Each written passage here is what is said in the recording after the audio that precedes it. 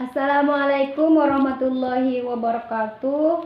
We are from the 5th group would like to present our material that is Discourse Society and Discourse Pragmatic. I'm Nur Laila as moderator and the first speaker, and then Wadatul Kolbi as the second speaker, and the last speaker is Mr. Effendi. Baik, kita langsung saja bahas mengenai Discourse Society. Jadi, discourse itu sangat dipengaruhi faktor dan kedaerahan. Saat kita berbicara dengan seseorang dan apa topik pembicaraannya, dalam hal ini bahasa yang digunakan untuk menentukan atau menyosialisasikan nilai-nilai yang diyakini dalam masyarakat.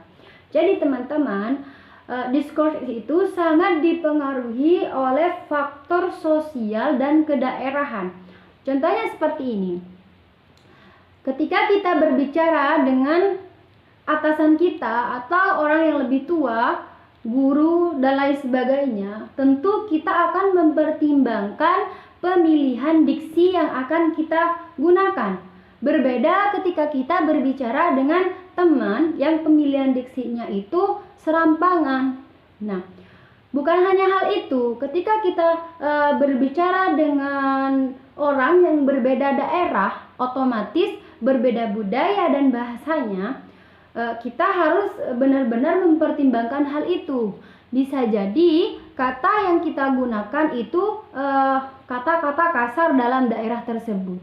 Contohnya, ketika saya memanggil seseorang dengan menyebutkan nama, mungkin di daerah saya itu biasa saja, tapi bisa jadi di daerah orang lain itu adalah kalimat yang tidak boleh digunakan seperti itu. Nah, kita lanjut dengan discourse pragmatik. Jadi, discourse pragmatik itu adalah suatu telaah umum mengenai bagaimana caranya konteks mempengaruhi penutur dalam menafsirkan kalimat atau menelaah makna dalam kaitannya dengan situasi ujarnya.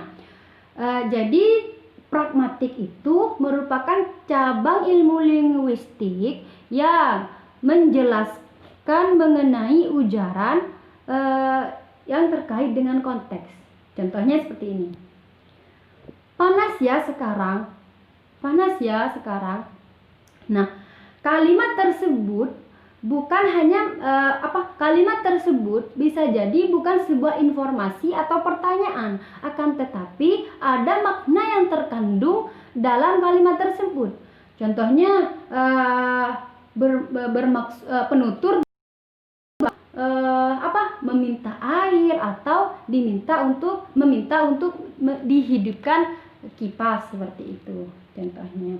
Nah, dalam hal ini kita akan membahas tentang diskurs dalam kelompok masyarakat serta bagaimana praktik percakapan dalam bahasa sehari-hari terkait diskurs society dan diskurs pragmatik yang disebut dengan speech art.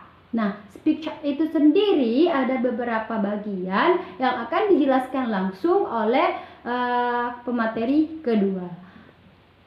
Okay, thank you for your attention, and the last I say wassalamualaikum warahmatullahi wabarakatuh.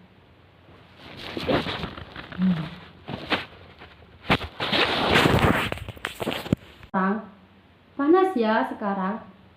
Nah, kalimat tersebut bukan hanya kalimat tersebut bisa jadi bukan sebuah informasi atau pertanyaan, akan tetapi ada makna yang terkandung dalam kalimat tersebut. Contohnya penutur meminta air atau meminta untuk dihidupkan kipas seperti itu contohnya. Nah, dalam hal ini kita akan membahas tentang diskurs dalam kelompok masyarakat serta bagaimana praktik percakapan dalam bahasa sehari-hari terkait diskurs society dan diskurs pragmatik yang disebut dengan speech art.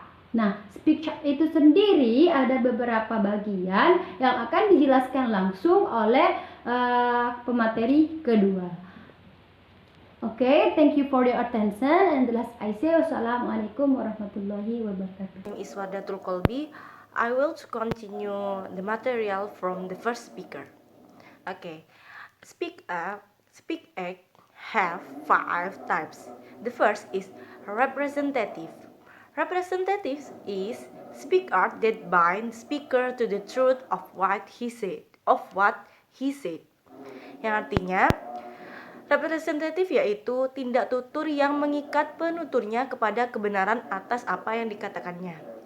Representatif ini juga disebut dengan asektif, yang termasuk tindak tutur asektif atau representatif yaitu menemukan, melakukan, dan menyebutkan. Singkatnya, representatif adalah bentuk kata atau gambar atau urutan cerita dan lain-lain yang mewakili ide, emosi, fakta, dan lain-lain. Representatif ini tergantung pada karakter dan gambar yang ada dan dipahami secara budaya dalam berbagai pelajaran bahasa, pesan, dan tanda dalam sistem teks timbal balik. Contohnya, lukisan ini bisa diartikan sebagai kesedihan, tapi tergantung dengan apa yang dipikirkan oleh orang lain. Seperti itu. Ini yang disebut dengan representatif. The second is directive. Directive is speak up performed by the speaker with intention of making the other person of do what the speaker say. Nah, directive ini yaitu tindak tutur yang dilakukan penuturnya dengan maksud agar lawan bicara melakukan apa yang dikatakan oleh pembicara. Example, direction, attention, misalnya menyuruh, memohon, menuntut, menyarankan, dan menantang, dan lain-lain. Example, take off your shoes before entering. Bukalah sepatumu sebelum kamu masuk ke dalam. Atau switch off when not in use. Matikan jika kamu tidak menggunakannya. Jadi direktif ini sebuah tindak tutur kata yang membuat lawan bicaranya itu melakukan apa yang dikatakan oleh si penuturnya. Seperti itu. The third is expressive. Expressive is the use of word, sentence, gesture, and writing to convey meaning and message to other.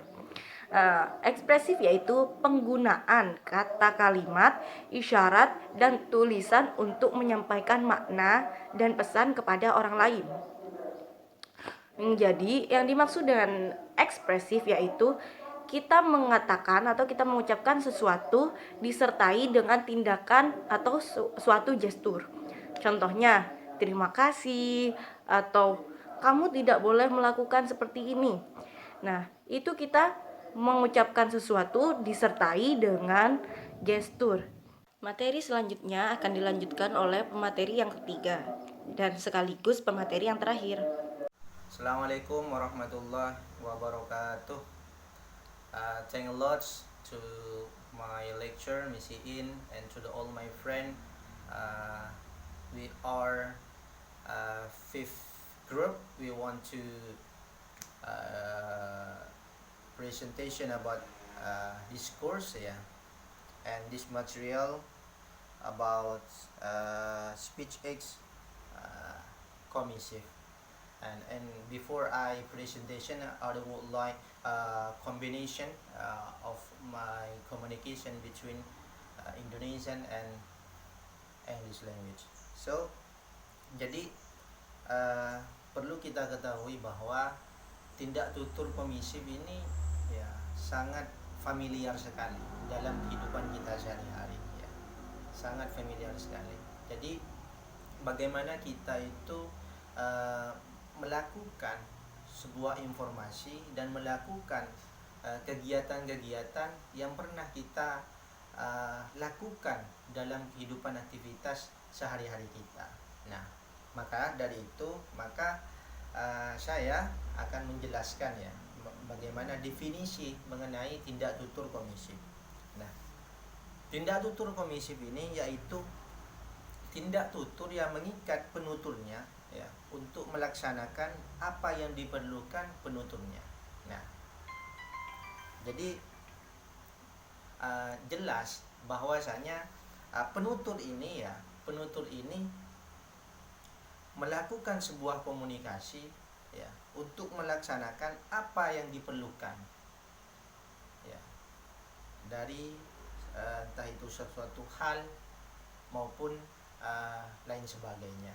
Nah, biasanya tindak tutur komisif ini biasanya digunakan kegiatan-kegiatan seperti berjanji, bersumpah, dan mengancam. Nah, dan kegiatan sehari-hari kita ini banyak yang sudah diimplementasikan mengenai yang saya sampaikan barusan. Contoh seperti mengancam, misalkan ada siswa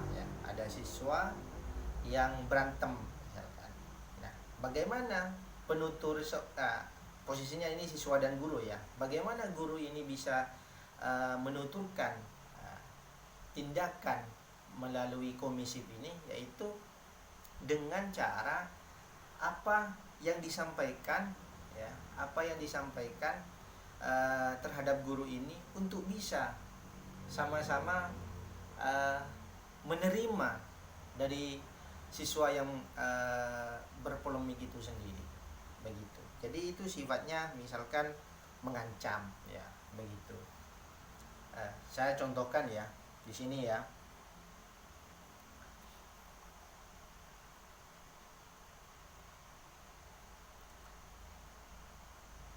Guru. Nah. Postman. Okay, the next material about deklaratif. Ya. Jadi deklaratif itu sama juga sangat familiar sekali dalam kehidupan kita sehari-hari. Nah, definisi deklaratif ini sangat mudah, mungkin teman-teman ya bisa mencari mengenai definisi maupun istilah-istilah mengenai deklaratif. Tapi kami mau menjelaskan terkait deklaratif ini ya secara gamblang lah. Deklaratif itu tindak tutur ya, yang dilakukan oleh penutur yang bermaksud untuk menciptakan hal ya, entah itu dari status, keadaan dan sebagainya. Dan biasanya deklaratif ini menghubungkan ya, isi proporsi dengan realitas yang sebenarnya. Contoh memutuskan, terus membatalkan, melarang, dan memberi maaf, begitu.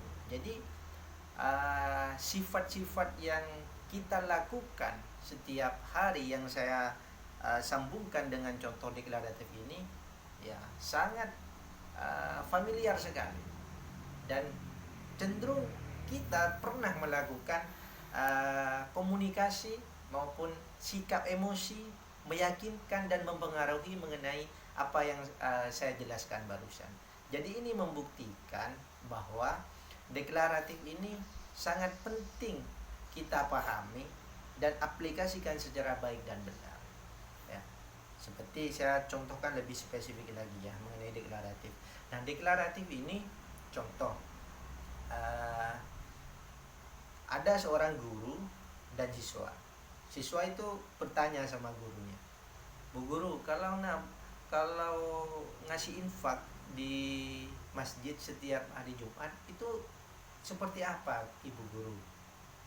Nah, guru menjawab, "Ya biar dapat pahala, Nak." Nah, itu adalah ya